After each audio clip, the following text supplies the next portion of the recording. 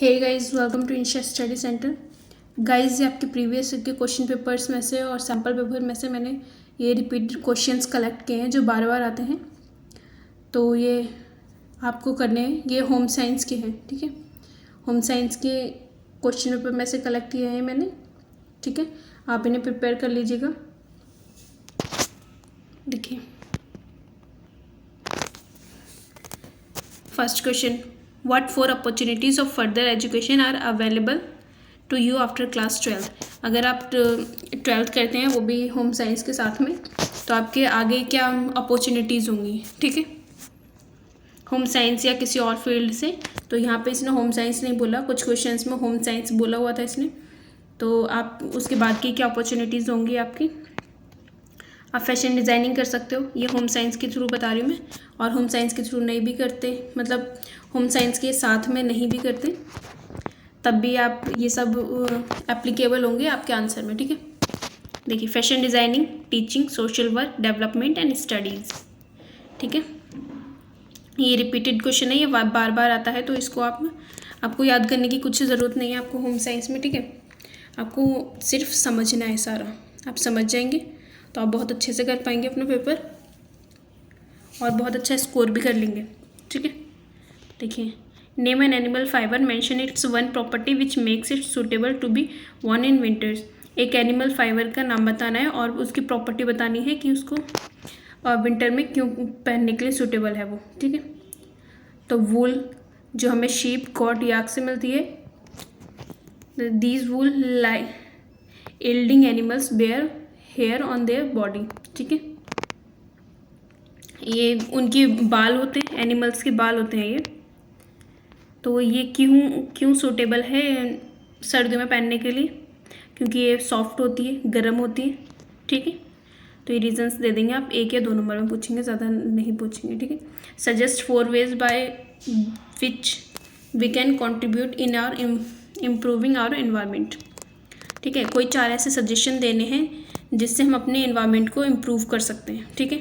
तो replace disposable items with reusable, ठीक है। आपको रीयूजेबल आइटम्स यूज़ करने हैं, जैसे प्लास्टिक बैग्स की जगह आप जो कपड़े के बैग आते हैं सब्जी वगैरह लाने के लिए, वो यूज़ कर सकते हो, ठीक है। Conserve water and electricity and water को कंजर्व करके कर सकते हो। Support local and environmentally friendly resources, जैसे प्लास्टिक बैग्स का भी मैंने एग्जांपल बताया, तो आप पॉइंट ये लिख देंगे, मतलब वही है, ठीक है। पॉइंट आपको बढ़ जाएगा लेकिन मतलब वही है। रीयूजेबल से आपकी बॉटल्स वगैरह हो, या फिर रीयूजेबल यूज़ कीजिए, ठीक है। तो इन्वायरमेंटल फ्रेंडली रिसोर्सेज लाइक, आप अगर कपड़े के करोगे यूज़ और वो फट जाते हैं कुछ टाइम बाद, एक तो इतनी जल्दी फटते नहीं हैं, अगर वो फट जाते हैं तो डिकम्पोज हो जाते हैं वो, ठीक है। वो मिट्टी के साथ में डिकम्पोज हो जाते हैं, उनका कोई इफेक्ट नहीं होता इन्वायरमेंट पे, ठीक है। पॉल्यूशन नहीं करते वो। इसकी जगह पर अगर हम पॉली बैग्स यूज़ करें प्लास्टिक के, तो वो डिकम्पोज नहीं होते, वो अभी आप उनको मिट्टी में रख दो या कुछ सालों बाद उसको देखोगे तो वो वैसे ही मिलेंगे जैसे आप अभी रखोगे, ठीक है। Focus on sustainable development. Sustainable development होती है कि इन्वायरमेंट को हार्म किए बगैर हम डेवलपमेंट करें, ठीक है। और अभी तो हम यूज़ कर रहे हैं जो रिसोर्सेज, वो रिसोर्सेज हम भी यूज़ करें और हमारे आने वाली जनरेशन भी उसका फ़ायदा उठा पाए, ठीक है। देखिए, draw diagram of twin and plain weaves, what is the main difference between them. Plain weave is one in which 2 or many thread are rolled or bundles and then they are woven as one in the weft, ठीक है। तो ये ऐसे point लिख देंगे। उसके बाद ट्रिल के बारे में पता है, 12 वीव्स के बारे में, उसके बाद इसके डायग्राम कैसे बनाना है, ठीक है। देखिए, define fatigue, explain 2 reasons for physiological fatigue, suggest 2 ways to reduce this. Fatigue होती है थकावट आपकी, टायर्डनेस, ठीक है। टायर्डनेस को कहते हैं फैटिक, ठीक है। रीज़न क्या होते हैं फिजियोलॉजिकल फैटिक के, क्रोनिक स्ट्रेस और द ह्यूमन स्ट्रेस रिस्पॉन्स। देखिए, आपको अगर 1-2 नंबर में पूछता है तो आप टू द पॉइंट लिख सकते हैं। रीज़न ये 2 लिख देंगे, ठीक है। उसके बाद उसके रिड्यूस करने के, फैटिक को रिड्यूस करने के सॉल्यूशन ये 2 लिख देंगे। और अगर आपसे 3 या 4 नंबर में पूछ लेता है तो आपको ये सारे पूरा लिखना है, ठीक है। पहले आप जिस बारे में पूछ रहे हैं वो डिफाइन करेंगे, उसके बाद में रीज़न बताएंगे, उसके बाद उसका सॉल्यूशन बताएंगे, ठीक है। तो आप आंसर यहाँ से देख के लिख लीजिएगा।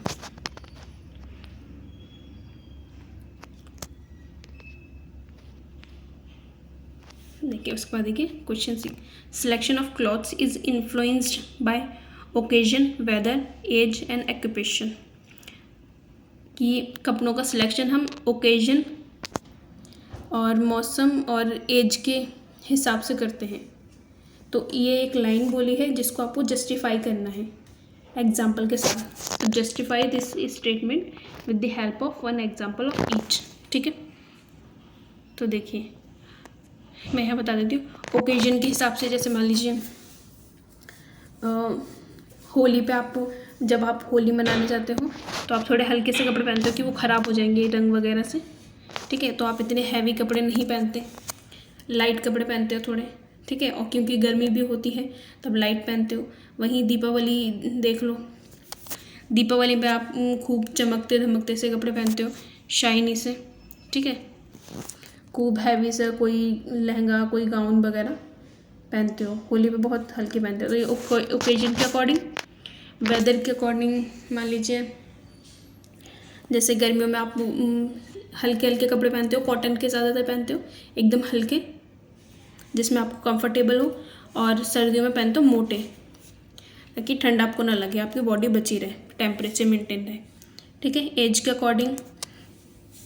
अकॉर्डिंग मान लीजिए कि हम जो एडल्ट जनरेशन होती है वो कैसे भी पहन लेती है, फैंसी कपड़े पहन लेती है। इसकी जगह पे हमारे पेरेंट्स जो थोड़ी ज़्यादा एज के हैं तो वो थोड़े सिंपल कपड़े पहनना पसंद करते हैं। ये चमक धमक वाले या फैशन के अकॉर्डिंग नहीं पहनते, वो वैसे कपड़े पहनते हैं जो वो हमेशा से पहनते हैं, ठीक है। हम लोग क्या होते हैं, हम लोग फैशन के अकॉर्डिंग पहन लेते हैं, ठीक है। तो ये आप ऐसे लिख दोगे।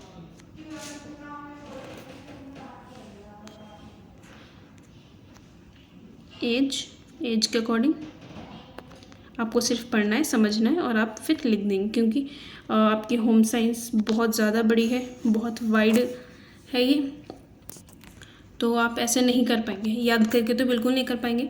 आप बस समझ लीजिए और अपनी लैंग्वेज में लिख दीजिएगा। देखिए, आप अगर याद करके लिखते हैं तो आपको टीचर कम नंबर देता है, वो सोचता है ये रट्टा मार के आया है, ठीक है, या फिर इसने कुछ जुगाड़ से करा होगा। लेकिन आप खुद की लैंग्वेज में लिखते हैं तो टीचर को लगता है कि हाँ इसने समझ के करा है, इसको समझ आ गया ये, ठीक है। तो ट्राई करना अपनी लैंग्वेज में लिखें। मैंने ये नोटिस करा है कि NIOS हो या CBSE हो, अगर आप अपनी लैंग्वेज में लिखते हो तो ज़्यादा नंबर मिलते हैं। मैंने क्या, सबने नोट करा होगा कि जब अपनी लैंग्वेज में लिखो तो ज़्यादा नंबर मिलते हैं। भले ही अगर आप थोड़ा बहुत उल्टा सीधा लिख रहे हो, गलत लिख रहे हो, मान लीजिए आपकी ग्रामर इतनी अच्छी नहीं है कि एकदम ग्रामर के अकॉर्डिंग लिखो, ठीक है, लेकिन आप अपनी लैंग्वेज में लिखोगे और टीचर को समझ आ जाएगा, ठीक है। Explain any 4 typical characteristics of adolescents with the help of an example each. देखिए, एडोलेसेंट्स क्या होता है? Adolescence is a period of transition between childhood and adulthood, ठीक है। चाइल्डहुड से अडल्टहुड में जाने वाला जो पीरियड होता है एडोलेसेंस, ठीक है। जो आपके अंदर चेंज आते हैं फिजिकली, मेंटली, इमोशनली, जो चेंजेस होते हैं आपके बॉडी में, उनको कहते हैं, उस पीरियड को कहते हैं adolescence. With the help of example, देखिए आप जब छोटे होते हैं तो आप में इतनी मैच्योरिटी नहीं होती, अपने डिसीज़न खुद लेने की मैच्योरिटी नहीं होती, अपने पेरेंट्स को बताते हैं, किसी फ्रेंड वगैरह से पूछ के या अपने दादा दादी किसी से पूछ के तब डिसीज़न लेते हैं। लेकिन अब जब अडल्ट हो जाते हैं तब आप अब छोटे छोटे डिसीज़न के लिए आप अपनी मदर, फादर या ग्रैंडफादर वगैरह से नहीं पूछते, आप खुद लिख देते हैं, खुद उस डिसीज़न को ले लेते हैं, ठीक है। उसके हार्म्स और बेनिफिट्स सोचते हुए खुद डिसाइड कर लेते हैं कि आपको क्या करना है।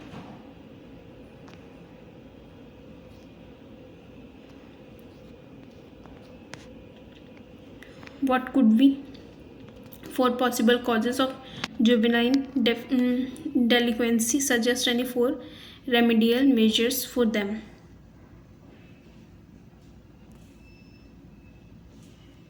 Juvenile delinquency, ठीक है, the disintegration of joint families, broken family, single parent family, separated family, frequent parent flight back of trust and confidence among the parents. आप यहाँ से देख लेंगे, पढ़ लेंगे, क्योंकि मैंने ये क्वेश्चन पेपर पहले नहीं देखा, मैंने जस्ट थोड़ा देख लिया कि हाँ इसका आंसर यही है, ठीक है। लिखा तो मैंने समझ कर ही है, तो मैंने ये पहले नहीं समझा है तो मैं पूरा डिफाइन नहीं कर पाऊँगी। आप यहाँ से देख लीजिएगा, आपको समझ आ जाएगा, बहुत ईजी लैंग्वेज में है ये, ठीक है। ऐसे आप पॉइंट्स लिख देंगे, क्योंकि और भी सब्जेक्ट्स का है और नोट्स, फिर क्वेश्चन पेपर, सैम्पल पेपर वगैरह बहुत कुछ होता है, तो इतना टाइम नहीं मिल पा रहा अभी। बस मैं चाहती हूँ कि आपकी कैसे करके हेल्प हो और ज़रा सा भी टाइम वेस्ट ना हो मेरी तरफ से, ठीक है।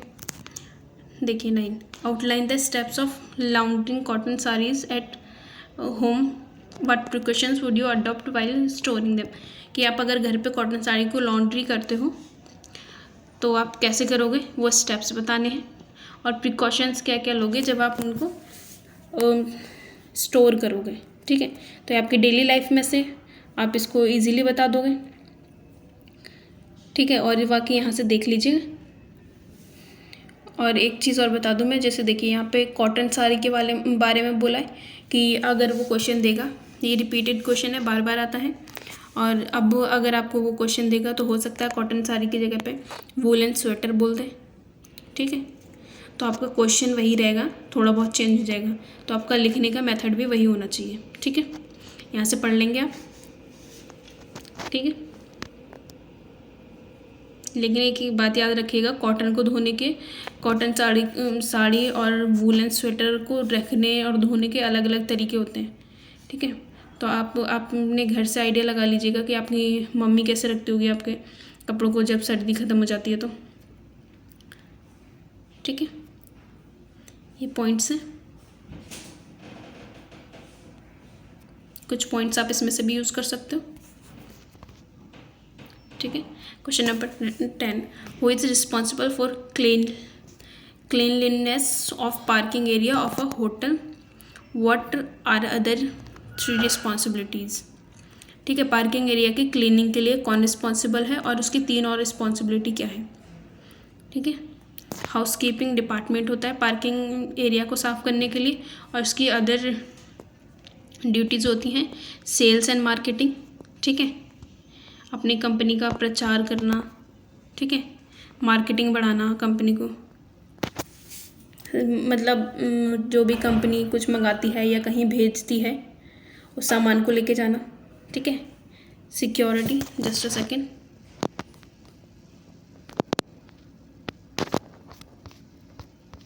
नीचे आ गया, जस्ट अ सेकेंड, यहाँ पे सेल्स एंड मार्केटिंग अगर 1-2 नंबर में आता है तो आप सिर्फ टू द पॉइंट ये पॉइंट्स लिख देंगे, और लॉन्ग आता है तो आप थोड़ा ज़्यादा लिख दीजिएगा, लेकिन अपने अकॉर्डिंग लिख दीजिएगा, ठीक है, अपनी लैंग्वेज में। अकाउंट्स संभालना,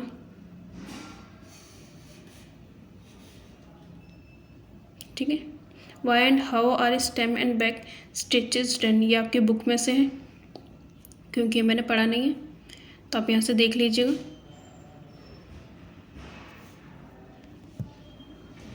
एक सेकेंड, ये शायद साइड में हो गया,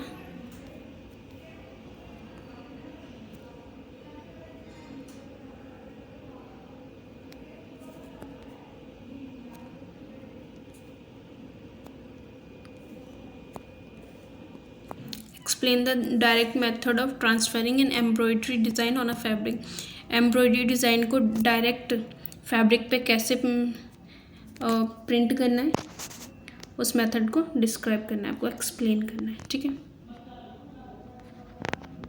what is the role of floor supervisor in a hotel, floor supervisor का क्या रोल होता है होटल में, ठीक है। ये रिपीटेड क्वेश्चन है, बार बार आता है,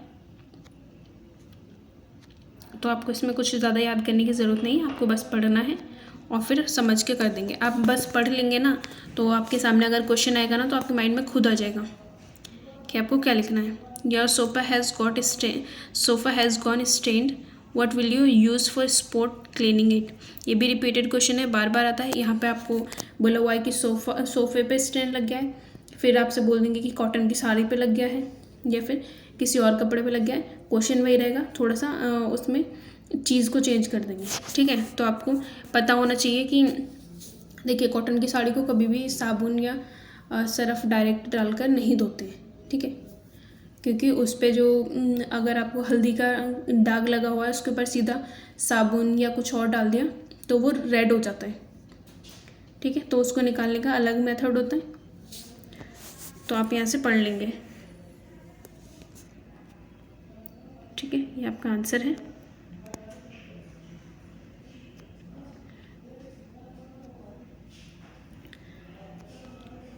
what is the positive impact of nuclear and joint families on children. देखिए न्यूक्लियर फैमिली होती है, जॉइंट फैमिली जिसमें आपके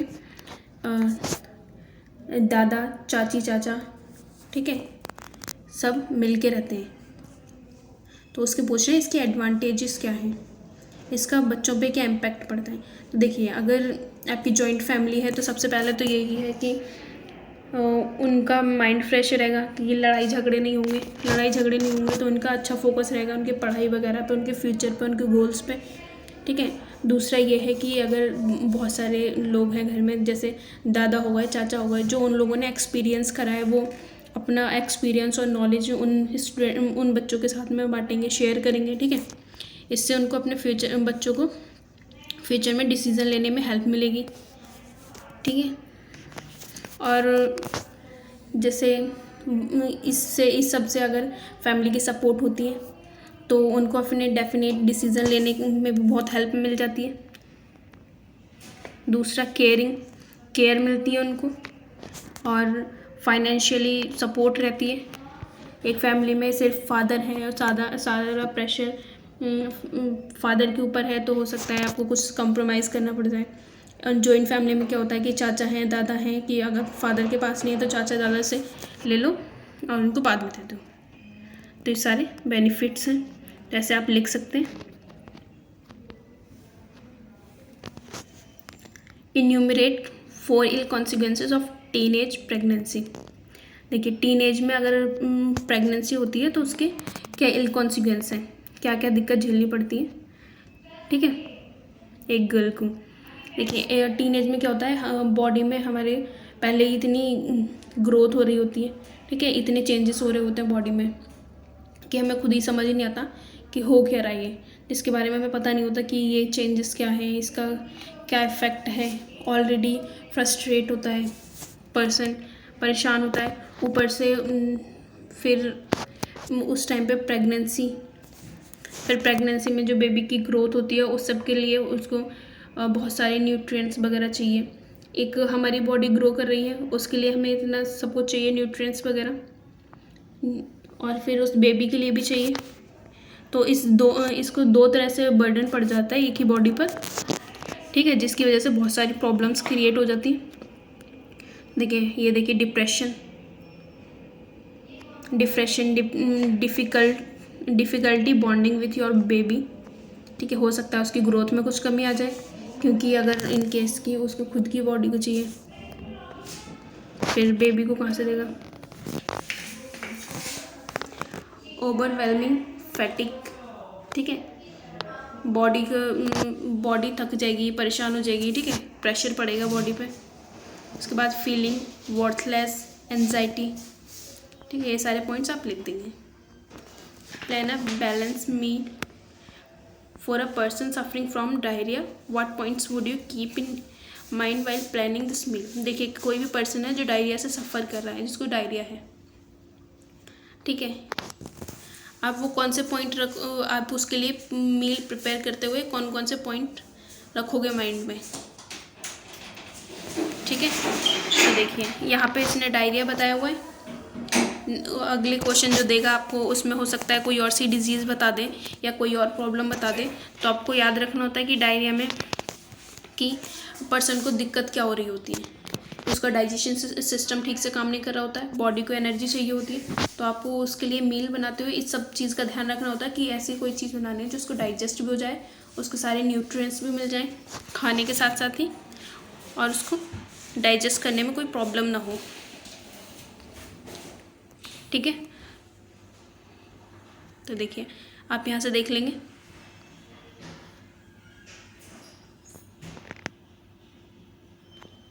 जैसे यहाँ पे डायरिया बोला था, तो जो आपको क्वेश्चन देंगे उसमें कोई और सी डिजीज़ बोल दें, फिर उसके लिए बोलें क्या क्या प्रिकॉशन रखेंगे, खाने की जगह बोल दें उसके रख रखाव के लिए क्या प्रिकॉशन रखेंगे, बोल दें कि अगर उसको चिकन पॉक्स हो गया है तो क्या क्या प्रिकॉशन रखेंगे उसके साथ में।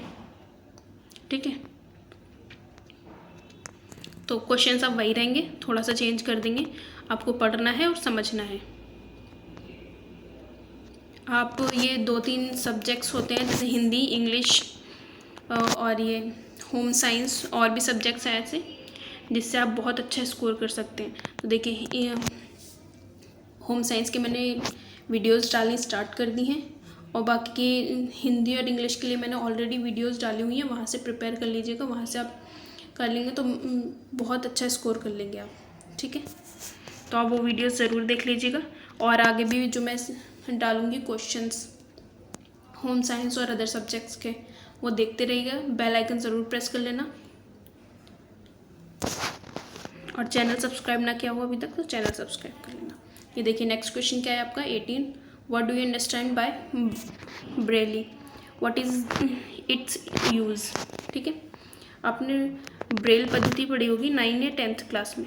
ठीक है, शायद उससे पहले ही पढ़ ली हो, जिसमें जो टच करके पढ़ना सीखते हैं, जो ब्लाइंड पर्सन होता है वो टच करके पढ़ना सीखता है। Braille is a system of reading and writing by touch use by the blind. ठीक है, it's consist of arrangement of dots which make a letter of the alphabet. Dots से एक लेटर बना होता है जिसको टच करके उसको फील करना होता है कि ये बना क्या है, ऐसे वो पढ़ना और लिखना सीखता है।